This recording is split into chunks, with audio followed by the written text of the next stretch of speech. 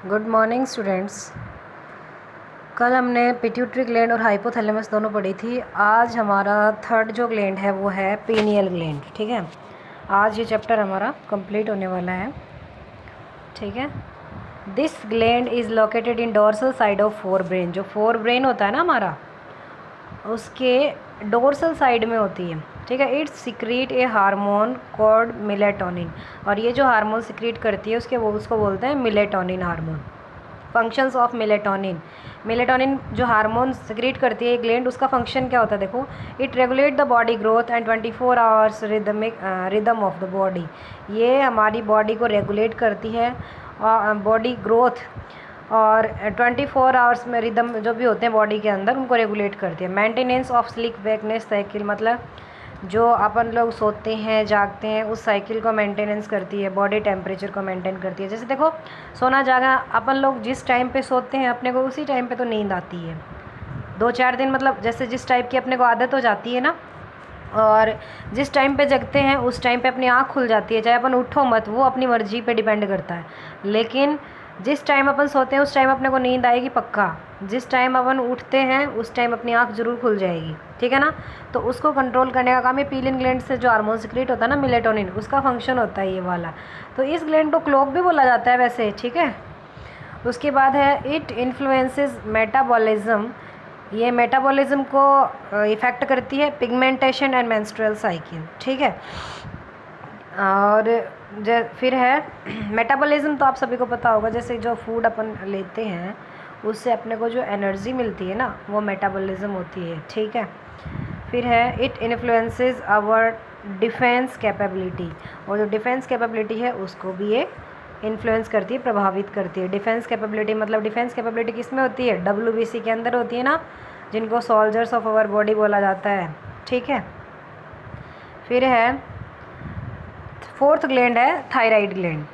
Thyroid जो gland है it is the largest endocrinal gland. ये लार्जेस्ट एंडोक्राइनल ग्लैंड होती है, located in the neck in front of wind pipe. ये हमारी गर्दन में जो विंड पाइप है उसके सामने लोकेट होती है। The thyroid gland produce the hormone called thyroxine. और ये जो हार्मोन सिक्रीट करती है उसको बोलते हैं thyroxine hormone. For the production of this hormone, इस हार्मोन के प्रोडक्शन के लिए आयोडीन इज़ रिक्वायर्ड। इस हार्मोन के प्रोडक्शन के लिए आयोडीन है वो ज़रूरी होता है। So due to the deficiency of iodine, iodine की जब कमी हो जाती है ब्लड के अंदर तो डिजीज़ हो जाती है गोइटर। ठीक है, क्योंकि आयोडीन की कमी हो जाएगी तो थायरोक्सिन हार्मोन है वो प्रोड्यूस नहीं होगा, और थायरोक्सिन हार्मोन प्रोड्यूस नहीं होगा तो गोइटर है वो प्रॉब्लम हो जाएगी। ठीक है, गोइटर मतलब हमारा जो गला है वो सूज करके नीचे लटक जाता है। आप लोगों ने देखा भी होगा, कई लोगों को बेल्ट सा पहने रखते हैं गले के अंदर। ठीक है, due to the thyroid gland enlarged, जिस क्योंकि जो थायराइड ग्लैंड है वो बढ़ जाती है। ठीक है, अब वर्क्स ऑफ थायरोक्सिन मतलब थायरोक्सिन जो हार्मोन है उसके फंक्शन क्या क्या होते हैं। It support RBC formation. जो RBC का फॉर्मेशन है उसको सपोर्ट करता है थायरोक्सिन हार्मोन। RBC का जो फॉर्मेशन है वो कहाँ होता है, बोन मैरो के अंदर होता है, ये अपन पढ़ के आ चुके हैं पहले। It regulate the BMR, basal metabolism जो रेट होती है उसको ये रेगुलेट करता है। देखो बेसल मेटाबॉलिज्म रेट क्या होती है, जैसे देखो जो लोग एक्सरसाइज वगैरह करते हैं ना उसके अंदर फैट है वो बिल्कुल लेस होती है, फैट नहीं होती। ठीक है, और उससे फैट कम होती है तो उस वजह से ये जो बेसल मेटाबॉलिज्म रेट है ना उनकी ज़्यादा होती है। जैसे जैसे मतलब अडल्ट होते जाते हैं तो फैट है वो बढ़ता जाता है, तो ये बेसल मेटाबॉलिज्म रेट है ये भी धीरे होती जाती है।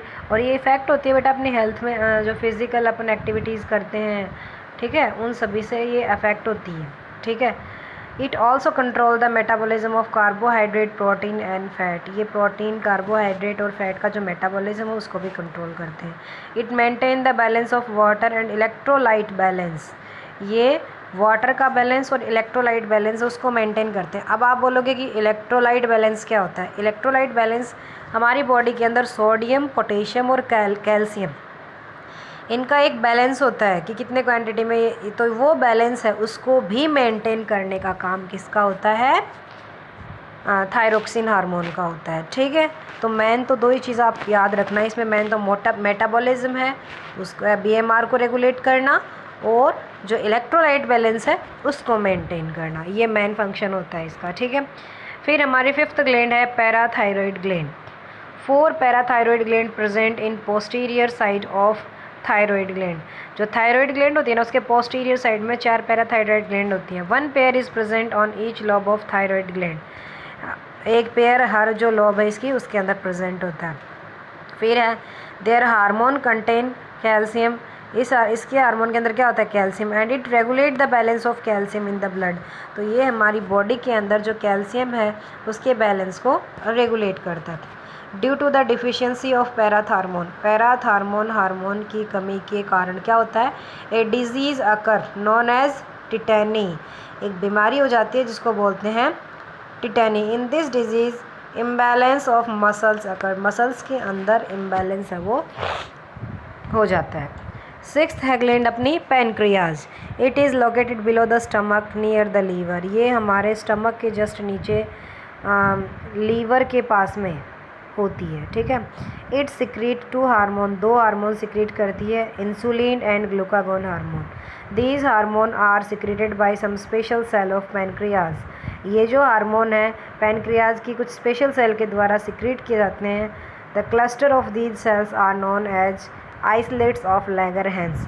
और जो क्लस्टर है इन सेल्स का, जो गुच्छा है इन सेल्स का, उसको बोलते हैं आइसलेट ऑफ लैगरहैंस।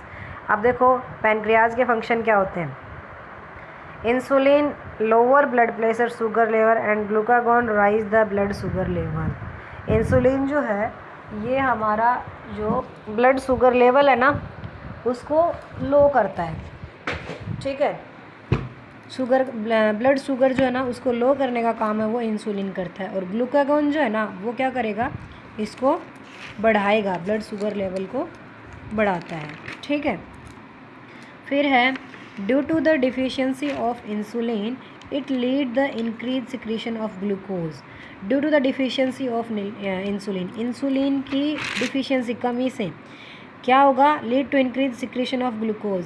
तो हमारी बॉडी के अंदर जो उसका इंक्रीज सिक्रीशन ऑफ ग्लूकोज का जो सिक्रीशन है ना वो बढ़ जाएगा, जिसकी वजह से क्या होगा? Due to which a disease occur known as diabetes mellitus.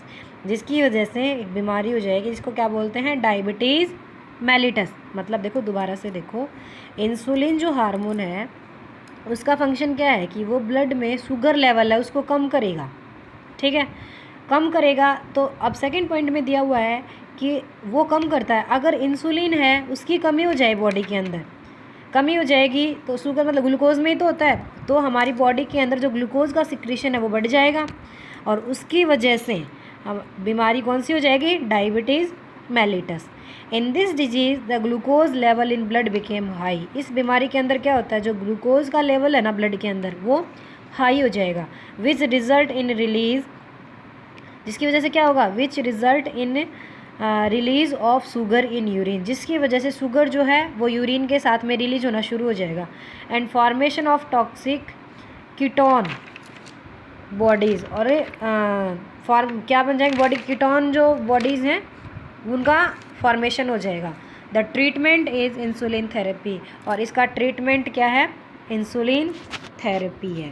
मतलब इंसुलिन के इंजेक्शन दिए जाते हैं ना इंसुलिन के इंजेक्शन। जैसे जिनको डायबिटीज़ मेलिटस होता है ना वो खाना खाने से पहले इंसुलिन लेते हैं।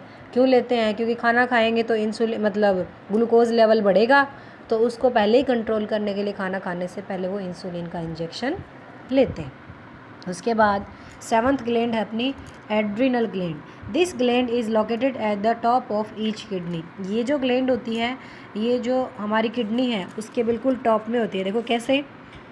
जैसे ये हमारी दोनों साइड ऐसे किडनियाँ होती हैं, एक्सक्रीटरी सिस्टम पढ़ा है आप लोगों ने, उसके ऊपर बिल्कुल टॉप में ये वाली एड्रिनल ग्लैंड होती है। समझ गए? ठीक है। फिर है this gland secrete adrenaline hormone. ये जो ग्लैंड होती है एड्रीनलिन हार्मोन सिक्रीट करती है which help in defence of the body in emergency situation.